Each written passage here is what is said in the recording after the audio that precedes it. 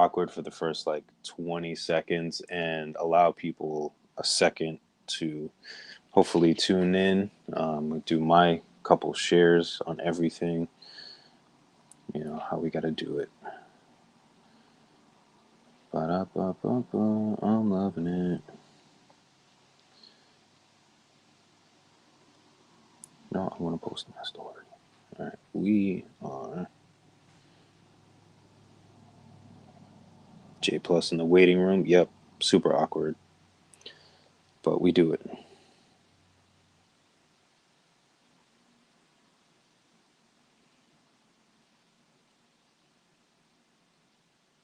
But everybody should be used to it. We do it for the gram all the time anyway, so you just gotta do what you gotta do. It is what it is. Deal with it.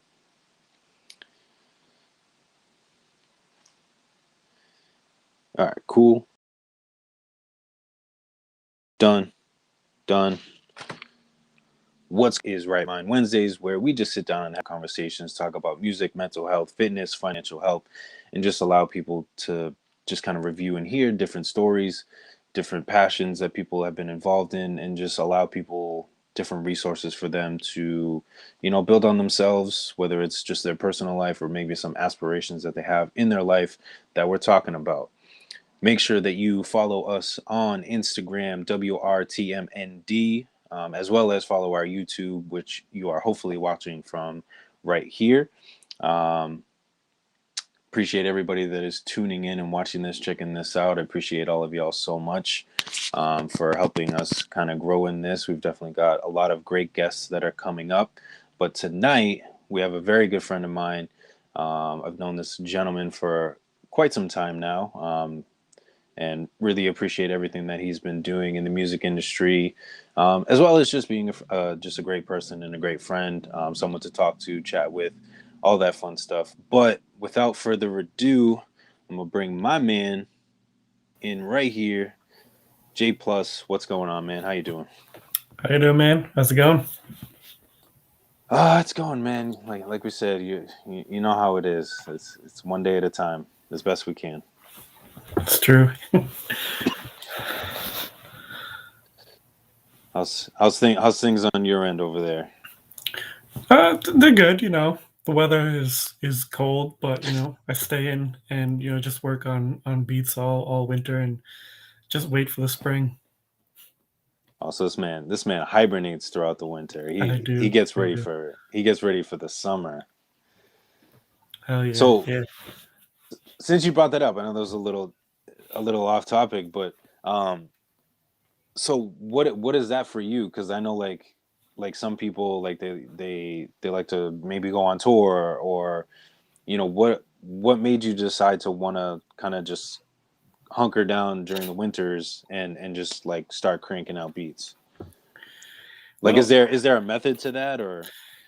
yeah, yes and no. I mean, you know, I feel like there's certain artists, who can tour and find a way to continuously go year round. But I mean, if you're specifically Mhm. in our area, New England, where it gets real cold, um, there, I mean, there aren't as many shows or there aren't as big of crowds and things like that. So that and the fact that I just don't want to go anywhere when it's cold. So Yeah. so over the years, I've just kind of made that a thing. Um, you know, Around the holiday season, there's less shows. I just kind of said, you know what, at that point, I'm gonna stay home. Take maybe 4 months off, and just work on beats, pile up as many as I can, and then when the spring and summer comes, I just try to go to as many shows as possible. So I just kind of break it down, two different things, so I can still enjoy all the nice weather, be at every show possible, and then do beats. I mean, I still make beats here and there, still go to shows in the winter, but for the most part, it's split. I mean, it definitely makes sense because, like you said, like the summertime, people are more apt to be outside going to those shows. Mm. They don't mind standing outside waiting in line to get in, for a quick second. Whereas Right. for those of us that are from New England, we know how crazy and cold the weather can get, and it's not always fun to go outside in the cold. So it's like No. you've you're getting like all the work done, so that it's more like just play and network and and cover all those Exactly. bases at um no, I definitely hear you on that. That's pretty smart. And I mean, we both know like there's a lot of artists that'll do that too. They'll literally just hunker down, get into album mode, and get something ready for the summer when people are more outside. That's true. Yeah, from a producer aspect, I mean, it Makes just sense. seems to make a lot of sense. But artists, I mean, if there's an opportunity to tour, do a show, they're going to do it no matter what the weather is. Very true. Very true. Yeah, yeah, yeah. So like what let's get into like what actually got you started with producing, because I don't think I've even like really Okay. heard how that kind of came about. And like I said off air, is like I always love hearing kind of that Marvel beginning story of how people kind of got started into what they're doing, what kind of inspired them to get to this point. Okay. Yeah. So, at some point in middle school, me and one of my friends, we would just kind of mess around, and he did more like of the freestyling, and I kind of would do like a little bit of beatboxing, and we would just kind of mess around. And we did make like a couple albums. We were 12, 13 years old. We would rap and stuff, and grab beats offline, and just kind of really just fuck around. And by the time I was in high school, um, you might not even know this, but I actually, enjoyed rapping, and wanted to be a rapper. So, Mm. um, so I was putting like, I mean, not, this is before social media. So I was putting albums out at least on SoundClick, or whatever was popular Dang, back sound then. click. Yeah. And Jeez, that's taking it back. That's taking it back. yeah, that's what it was. I mean, there was a point, I think it was SoundClick specifically, we would, our very primitive days. See, people probably don't even do this today, but when we first started recording, we had like a computer and the little computer speakers, and we played, I think it was either off SoundClick or another site, a loop. So just like a 5-second loop of like a beat, because that's all that Mm. was on this specific site. And we didn't have any programs to record, so we just used the computer record button, and we would just record a whole song in one take. If we messed up, we would do it over, or sometimes we would just keep it because we didn't care.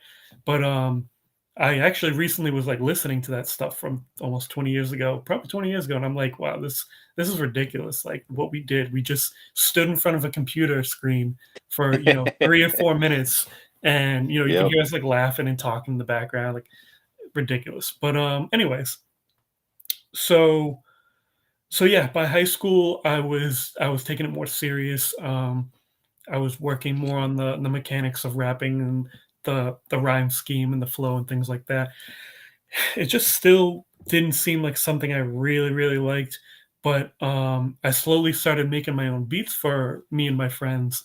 And um, by the time I was about a year or two out of high school, I had decided, I was on this website where people text battled, and things like that. And I Mm. uploaded some songs and networked with some people that way. And I decided to come up with like one last album, because I was at the point where I was like, but the beats were the beats were good. The rhyming, a lot of negative feedback, or like I wasn't really feeling it, but a lot of people were like, wow, like I really fuck with the beats. And it was already the direction I wanted to go. So that just Yeah. encouraged me to push into that direction. So I rebranded, it took like a year or two to rebrand, then came back, and just since then it's just been all J plus. Word, word, word. Yeah, it's like crazy. It's crazy how things kind of manifest themselves, because, like you said, like you started like right more so like rapping, and like Mhm. it almost like pushed you out of like the more like you rapped, like it almost like pushed you more out of rap and being like, no, like the beats is where it's Mhm. really where I want to fall. But like most people think like, oh, like I'm so deep into rap, like I just got to be a rapper and figure it out. But Right. it was more, for you, it sounds like it was kind of the opposite. It was like, no, I kind of like to be like a little bit more behind the scenes and like being, the Oh person that yeah. kind of I makes the mean, beats and yeah, you know how I am. I'm definitely a more shy, closed off person. So that knowing that like, oh, you got to be on stage and you got to be the main focus was always something I was concerned with. But I mean, even when I was rapping at a young age, I mean, I was still always the one to do like the beatboxing if it was like a group of friends and mm, didn't have to be good, but if it was like, oh, someone needs to make a beat so we can rap, it would always be me. And I'm sure, as you know, back in the day, the making the grinding beat on the table at the lunchroom, that was always yeah. the big thing. So I was always, that was, once I got into doing that, I was always just making beats on the table. I was like, you know what, fuck it. Yeah, it was like it sounds like it was like always there. It was just like kind of like underlying, and then Mm, finally it was just like, no, like this is really what I want to do. So let's just like yeah, stick with this for I think sure, for so. sure. Yeah. No, it's funny. It was funny that you said, rapping over for like 3 minutes, over a song, one take. Because I actually learned that Fat Joe, when he first started, and I think, excuse me, I think it was like when, like he had like a deal, like he was pretty like established and stuff, but it was like back when they recorded things differently on like tape. Again, I Mm, poor use of words and lack of education on my part, but when they used to just rap on like the tapes and stuff, and like he would just do one takes of his songs, but like he would be like so out of breath because he would do verse hook verse hook verse hook, and wow. he would try to like cram it all through. And like he was saying, like he's like, yo bro, I used to be just so tired because you would just do it all in one take, and you would be doing everything right off the rip because you had to hit it all, at one time. So it's just funny that you said that because it instantly made me think of Fat Joe. So it's like even the legends are doing it too. Yeah, I mean, it makes sense, But I I guess, think maybe back in the 80s or 90s. But yeah, go ahead. no, I was gonna say, but I think J Plus did it first. So Yeah, oh yeah, yeah, Fat Joe was copying a style that he was yeah. unaware. He was late. He was late to the game. He was late to the J Plus game. Hell yeah. So obviously, like I'm an artist, but we go to probably a lot more shows, as far as trying to get ourselves out there, aside from, obviously the social media and stuff and all that fun stuff, which, I mean, you and I are relatively from the era of not having social media, or maybe having social media as far as like the early MySpace days. Oh yeah. But even then, MySpace wasn't really like, yeah, you kind of advertise your music, but it wasn't like I need to go to MySpace to put my music out there because that's what's going to take me to the next level. So like, you had to get to shows and stuff. So what I'm trying to get at is, as a producer who, not just speaking you specifically, but in general, producers are kind of seen as behind the scenes, and kind of heard and not seen. Like, how is it like trying to build connections and networking when you're not necessarily, maybe, going to shows, or how does that work, as like from like a producer side, or what can you give for producers to help get themselves out there, even maybe social media aside, to help kind of build their brand as a producer. Long-winded question, but Okay, let's see if I can take a shot at that let's see one. if we can piece this apart. So, I mean, for me, again, when I started, even when I was, doing my thing as J Plus and trying to build a brand, I was, a huge introvert and always stayed in, didn't even go to any shows. So I knew that building a brand online was a key thing. So just being, personable and networking with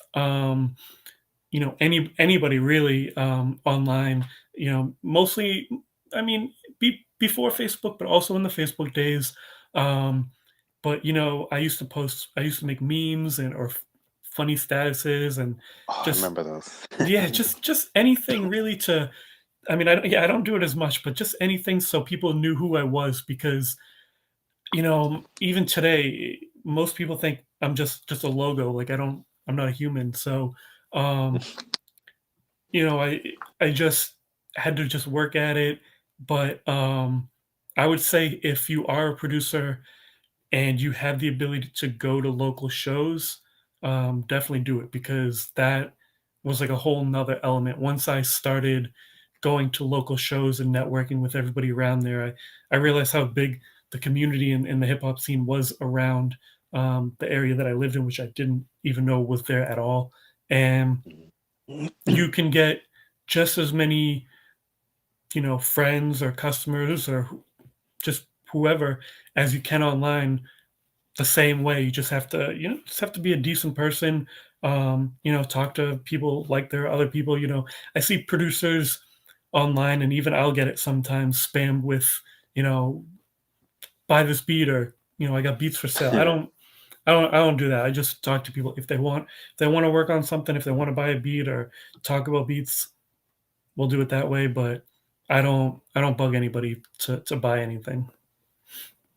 Yeah, I think speaking from the artist standpoint, for me, or even like hearing it from other artists, like you said, like you hear it from other producers, is it almost annoys me sometimes when you just get a direct message from a producer or a graphic designer. You've never had a conversation with them, and they're like, "Hey, are you looking for beats? Are you looking for a graphic designer to do your next album cover? Pay $24.99 for this lease, or $20 for this album cover." And I'm like, dude, like I've never had a conversation with you. We've never built any type of rapport. I for me, in a business sense, I like to have more of a reputation, and to really get to know you, to understand how your business works before I start actually doing business with you. Um, so yeah, like I totally get, why it's so. To anybody out there, like, please stop spamming people, like build those relationships. I feel like those are way more important. I'd rather, like you said, like just build a relationship, and if they want to rock with you, they're gonna rock with you. If not, you know, it is what it is, type of deal. I would say the whole messaging someone with the link or trying to make them buy something isn't just a bad method. It's the worst method. Like it's just you're starting off the worst possible way. um, and the people that I've worked with, you know I have a lot of artist friends who will continue to work with me just because they have seen the way I handle things, and just communication. That's just the way I see it. It's it. Right. I mean, it reminds me of back in the days. I know there's still some people that do it, but the back in the days of like Facebook, when you would tag 99 people, and Oh God, you just be on top I on hate top that. of a thread of 99 people, and you're just like, oh, like this doesn't even relate to me. And now it It's the it worst. It's the it, worst. it makes me laugh sometimes on like Instagram and stuff, and I'll get emails from even like Domini and stuff like that, and they'll be like, "Hey, do you want to be a part of our producer team?" And it makes me think sometimes, because I'm like, do you guys really look at the people that you are working with? Because if you had any sense, you would know I am the last person that makes beats. So to sit there and put in my inbox, "Hey, do you want to be a part of our producer team? Are you making beats right now?" Like, no, I'm looking for beats. I need beats. This is the wrong conversation that we need to be having. So building that rapport and actually having a conversation would take the business where it needs to go in the right direction. Seriously, yeah, Okay. can't agree more. I mean, those emails and those methods are just so, I don't even know what the word is. Desperate, really, I guess. Yeah, it really is. And like, because honestly, for me, like I see them and it's instant delete. Like I don't even, and I get like you're trying to get yourself out there, you're trying to put your name out there, but I for me, I remember when you would do the memes and stuff, and it would make me like just look at your page, because it was even just doing the memes, it was more relatable Mhm. because everybody loves memes, and sometimes you're like, ha, yeah, that's my coworker, you know type of thing. And so even just doing those things that were even just a little bit more relatable and not just trying to cram beats down people's throats, it was like, oh, this guy's got a sense of humor. Like, I may not really like know him, but at least he's Yeah. got some type of sense of humor, and I can kind of relate to him a little bit more. And even doing that, like, it just made it more personable versus, again, just trying to cram beats down people's throats. Right. But because like you and I have worked on and been a part of a lot of different things, from, what was it, Last One Out, to um tracks off of Moving Out. We've Mhm. you've sent me beats, and then you're like, time has gone by, and then you're like, oh, I I can definitely do way better. I've learned. I've Mhm. I've Yeah. I've I've I've built off of what I've sent you before. Like, what is like the building process for J Plus look like, as far as like educating yourself and being like, going from one point and then being like, no, like, I can do way better because of X, Y, and Z. So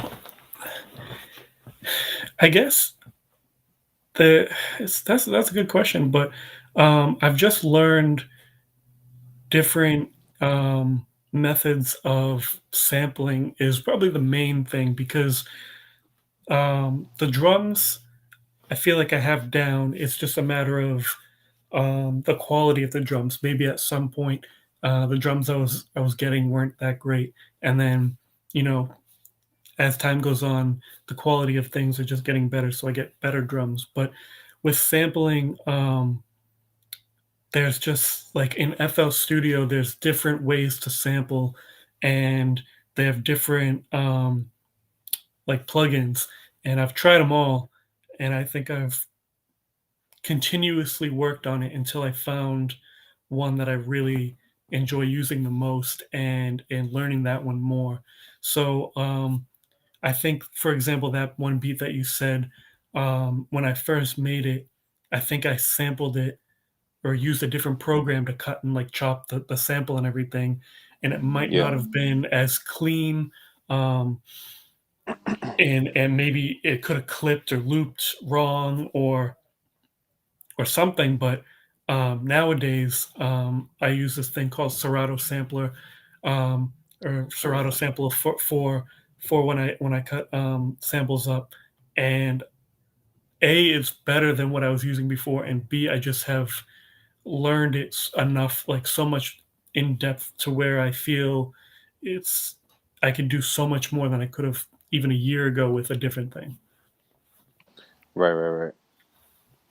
So it's more just like, it's really understanding and knowing your craft and learning from the little things to the bigger things, and like everything in between. It doesn't, like, to and correct me if I'm wrong, like, to me it sounds like it doesn't, not saying that you don't have like great equipment, because obviously you do. What I'm trying what I'm trying to say, as I'm fumbling over my words and sounding like an idiot, is basically like, you don't you don't need necessarily crazy amounts of equipment, as long as you know what you're working with and can understand and how to maneuver around what you actually have in front of you, if that makes sense. I personally would agree with that. There might be people out there, producers, engineers, whoever that could disagree and say, "Oh, you need to have this, this, and this." But I mean, I have a very minimal setup. Basically, just a computer and one or two MIDI keyboards. I don't have a drum machine or any instruments. So, I've been running mostly off just software my entire career. So I think that's all you really need as long as you know how to use it. Um, and there's plenty of programs and plugins that you can, implement into beats and things like that that can get you a almost as good, if not, just as good sound as a real instrument might. Right, right. Because like, not to speak for myself, like I think of like as another example is, I use Studio One as far as recording my music, and excuse me, and there's I've looked up tutorials and different things like that, and they're like, yeah, like you can use all of the stock plugins and stuff to make a great sounding song. Now, are all the extra stuff like not worth it? No, like obviously, like if you can get other stuff and do it, but again, just to touch back on our point, it's you really have to dive into even like the basics and just understand the equipment that you're working with, and you realize how far you can really go with just the things that you have versus people.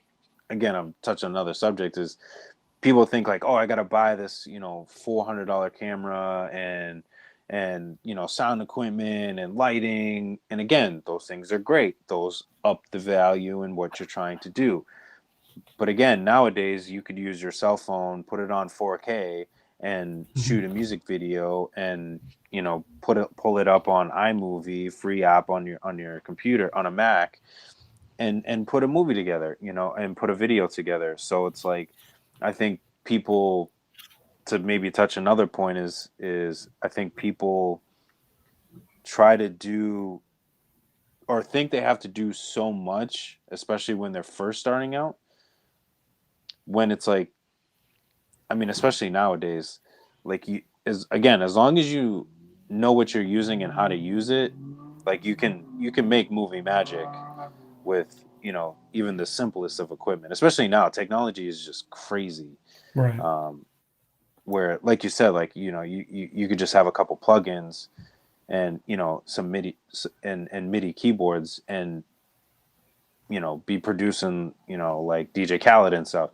It, it's possible. It's again, it's how you use it and how you work around it. Definitely. Um, and I think I appreciate you inviting me to it. Was like was hearing things from sounded when we went to Sound Advice with Kato the Hmm. producer. I think I know we didn't really talk about this, but I think those are like other great opportunities that if people can find them. Um, and I wasn't even a producer that was going, and I found it super valuable. But it's finding things like that too, where you can be in a group of like-minded people, those kind of workshops, and sit down and literally just blast ideas, off the wall. And I've met a lot of cool people there, people that I still work with today and stuff like that, people that have been on projects of mine, just from going to things like that. So like I Yeah. can imagine as a producer, just going to those type of things, because you've been to a couple of those, right? Yeah. Yeah. I've been to that one. There was another one, MEC Music Entrepreneur Club, maybe, or something. Um, just things like that. I mean, any networking opportunity I want to take, both for the knowledge and the fact to just meet people in our area who are clearly, they have the same goals and aspirations as we do because they're also there. So great networking opportunities. It's same reason I go to as many shows as I can, because that the people that go to these shows and are always consistently going to the shows are people who take everything serious, and those are the type of people I'm trying to network with. Right, for sure. And it makes me think of too, again, kind of back to the Sound Advice, is like you've invested your time in the education piece and the networking piece, and learning from other people, that like even Cato was like, hey, it's J Plus, like I know exactly who you are. And for those of you that are, I don't know, maybe live under a rock, like Cato is definitely one of those well respected producers in the game currently. And to be known by name by somebody like that, like I think is, it really goes to show the effort and the due diligence that you put into showing up to these events, getting yourself out there, networking with people, and how important that is, not only for artists, but producers as well, too. And again, it's not just throwing up beats on a website, BeatStars, SoundCloud, SoundClick. It's really getting yourself out there, getting to these shows, and just talking with artists, and like you said, like just networking. I think it's so important on both sides, that I think a lot of people miss. But Definitely. no, it's been cool, man. It's been such a crazy long road as far as like, I just think of like us working together and stuff. And Yeah. I don't I know. I mean, mean, as I remember like, go ahead. go, no, no, you go. Like I remember like the contest like you used to do. Like you just bring so many different things to the people that are, again, it's not just, hey, let me try to cram beats down your throat, but it's like you're throwing contests for people to win beats, or doing projects with people, just all different things that just really try to separate yourself from other producers and what they're doing. Yeah. Um, Contests are really fun. The downside to contests is people get mad at each other or mad at the judges or the person putting it together.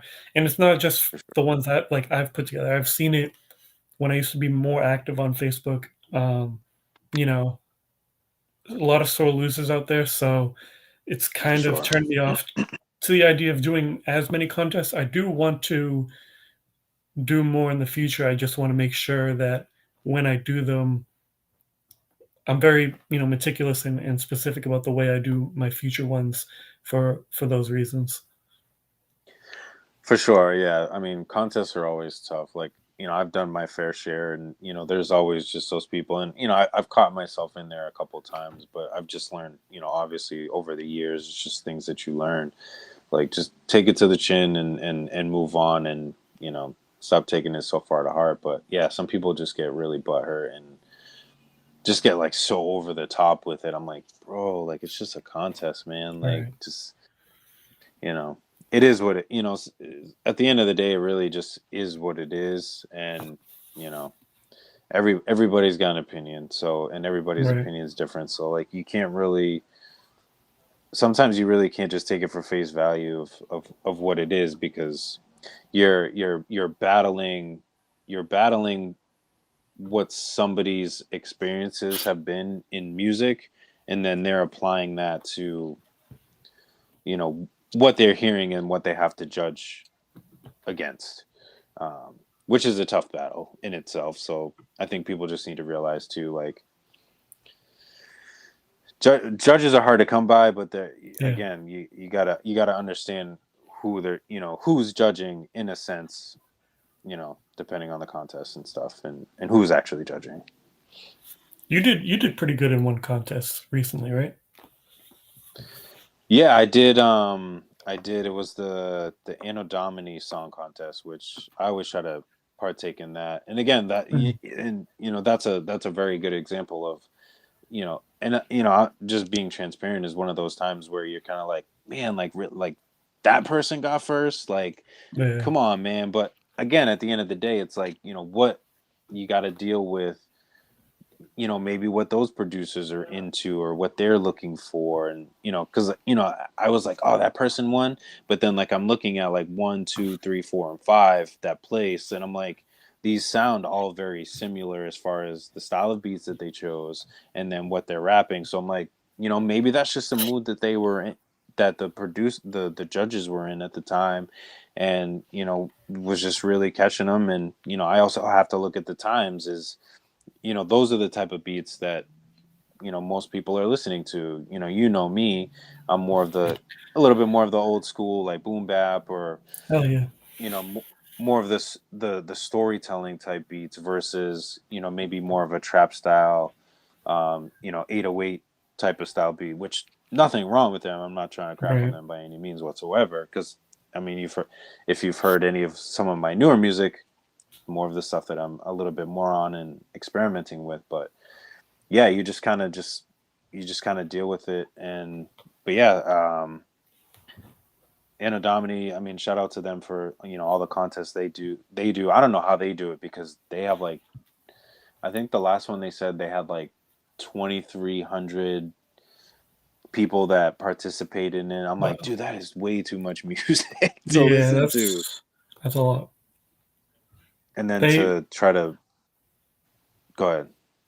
No, I was just gonna say they must have a big team at this point. I mean, I actually don't know who is and isn't in that collective at this point, but they they have a good amount from what I've heard. But Yeah, they're such a diverse and huge producer team. Like every time I turn around, there's like somebody else, and there's like another producer.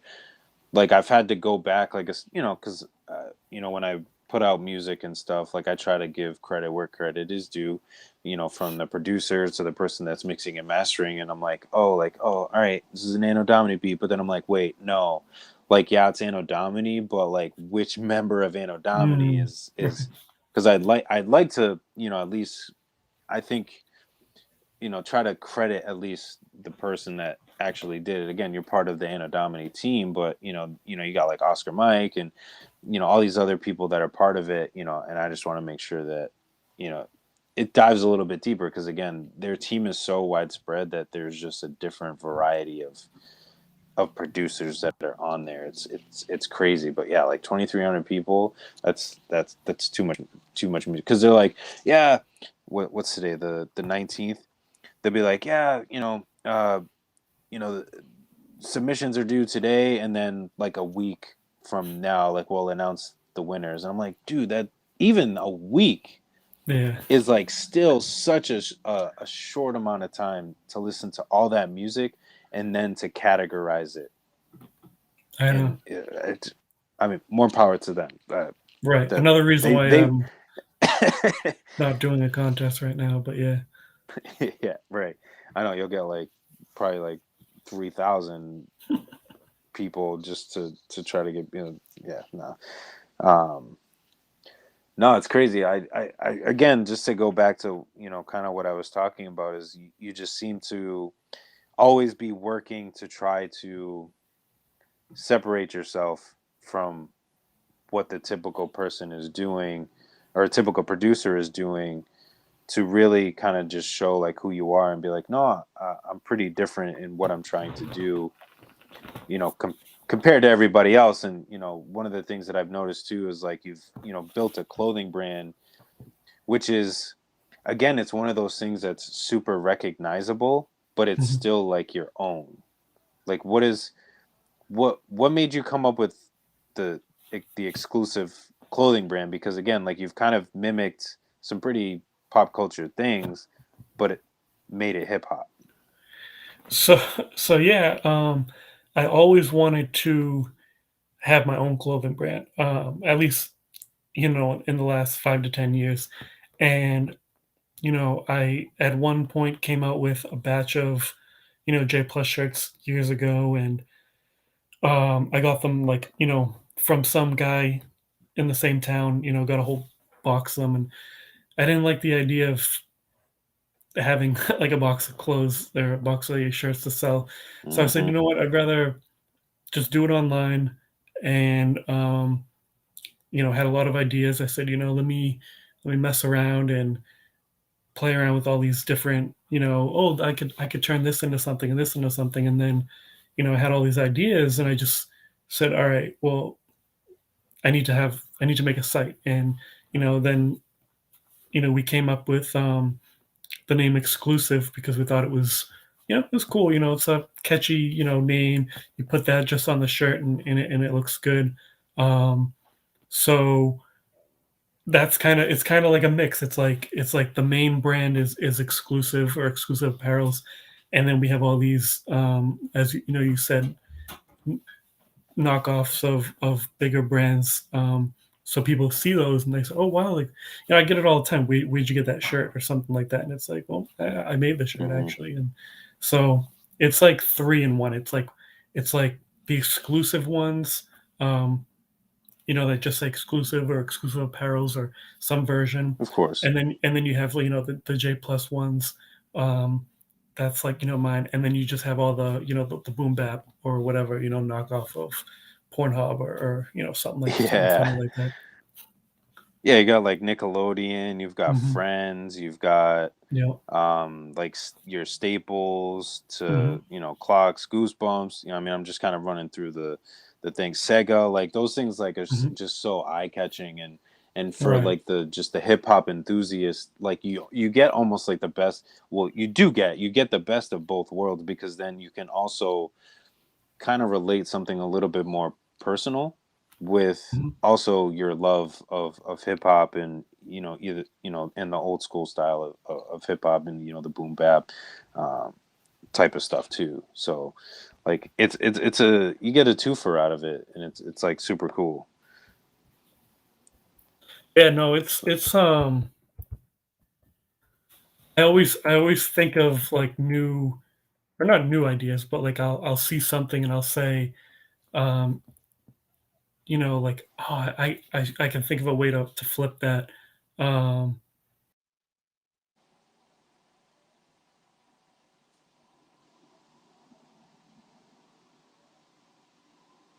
Just grabbing a charger. We got technical, just a little quick technical stuff, but it's all good. Um, but yeah, for those of you that are still watching tuned in, while he's grabbing a charger really quick, make sure you check out exclusive brand. Everything will be in the caption once this is posted. But yeah, he's really put together such a dope clothing brand. Let me see if I can show y'all really quick. I'm sure y'all are familiar with like Best Buy. He's got shirts with the Best Buy kind of tagging in the Best Buy logo. Um, and just really relatable things. You got. Let me see if I can make this a little bigger for you. You got your traditional Sega. Everybody remembers Sega. So you got the bars that are there too, and it's just super relatable stuff. And I think it's super great that he's provided such a more personal connection aside from just making beats. And like I keep saying over and over again, is just cramming beats down people's throat, but really made it just such a personal brand, to be able to connect with people in a different way, in building those relationships, which definitely helps, I think, with any type of business. I've always learned from myself, whenever I go to a business, the more personal that they get, the more I'm going to throw my money at them, versus, people who are, you could tell that they're just in it for the money, and they just want to, they're just looking for the money, and don't really care about, what people want to do. Um, so, it is what it is. But, make sure you check out J Plus and everything that he's doing. Again, as far as making beats, putting stuff together, be sure to look out for contests. I know he's definitely going to try to get back on that, but um, looks like we got him back here. I'm going to give him a second, and then he'll tune back. We'll get him tuned back in. But I hope y'all are enjoying the conversation that we've had so far. Feel free to drop in the chat.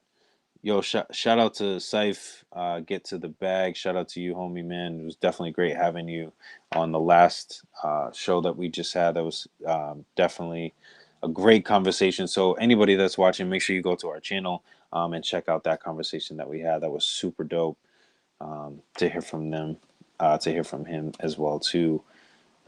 Another great piece of information and advice and just knowledge dropped on that conversation too.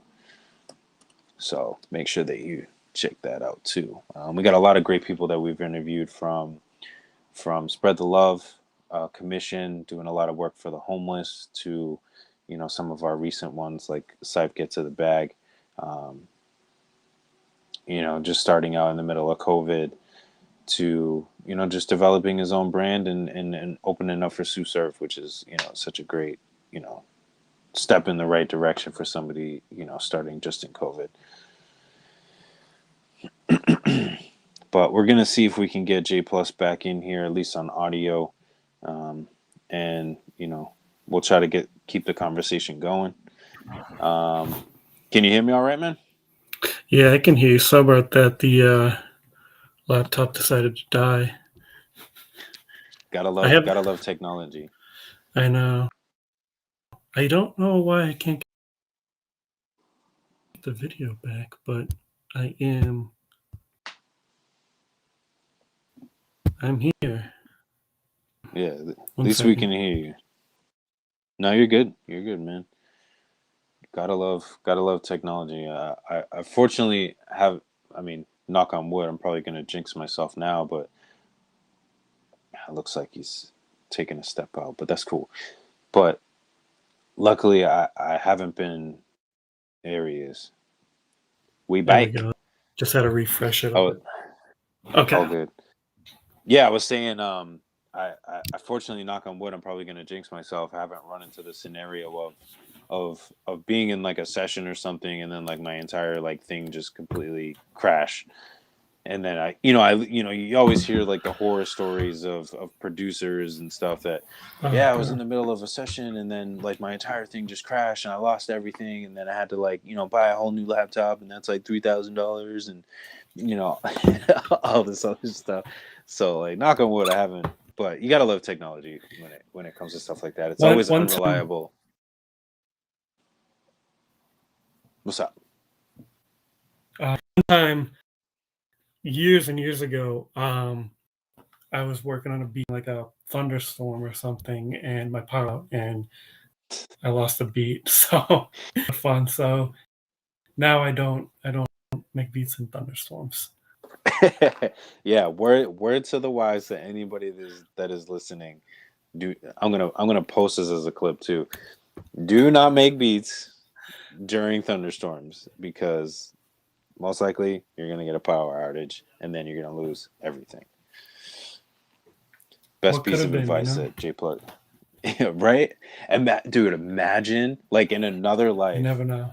if you were able to make that beat and then like we just see J Plus like walking the red carpet because he made millions and millions of dollars off that one beat, That was the hit. um, right? But that's all it takes sometimes. Like it blows my mind sometimes. Like just that one beat, just that one song that just takes people to the next level. It's crazy. I always refer to like Panda, the song Panda. Like Yeah. dude rocked that song for like 3 years before it actually took off and was like, no, this is the song like that people need to hear. Rocked it for like 3 years and then it finally took off and then he just made millions of dollars and was put everywhere. Wow. Wow. 3 years. I didn't know it was that long. Um, It was something maybe like 2-3 years or something. Like still. he just kept That's pushing it, crazy. pushing it, pushing it, and eventually he was. I mean, we all know the story. The success of Panda, um, Right. but it's just it blows my mind sometimes. But you never know. That's why you gotta just keep pushing. Seriously. Um, so I started this new thing towards the end of our interviews here at Right Mind, and I try to put people a little bit on the chopping block. And so what I'd like to try to end with is what is probably the best piece of advice that you have gotten so far? Hmm. Damn. What do you think is the best piece? Probably the best piece of advice would be to, just um, well, let me start that over. So if we use it as a clip, Okay. it sounds good. All good, man. All good. um, It's definitely one of those tough ones. I would say the best advice that I've been given was to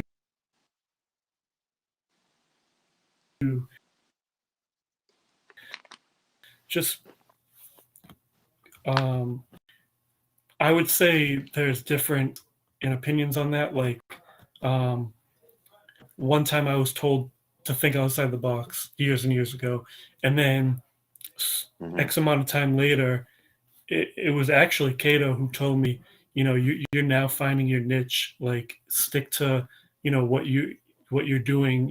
Is just find your niche and stay in that, and then do it. But then Hmm. again, then I've heard people say, even if you're in your niche, like, maybe like for me or something, like 90% of my beats might be like the boom bap, dark type beats, but still take 10% of that, your energy, and just make whatever, just experiment, like really different from what you would do, almost the opposite of what you would do, um, just to see what you can do. You know that you're really good at one specific thing. Maybe people always tell you that you're good at it, or you just are good at it. But use some of that energy to see what else you could be good at. Because you're not going to be good at everything when you try it the first time. So dedicate some time to doing something that you're terrible at, and try to get better at it. For sure. Yeah. No, that's I get what you're saying, like as far as being confusing, because you're like, wait, you just told me this, now you're telling me think outside the box, go crazy, go everywhere. But then Mm, no, just stick to one thing like that you're really, really, really good at. yeah. But yeah, sometimes you gotta just experiment and just try different things while still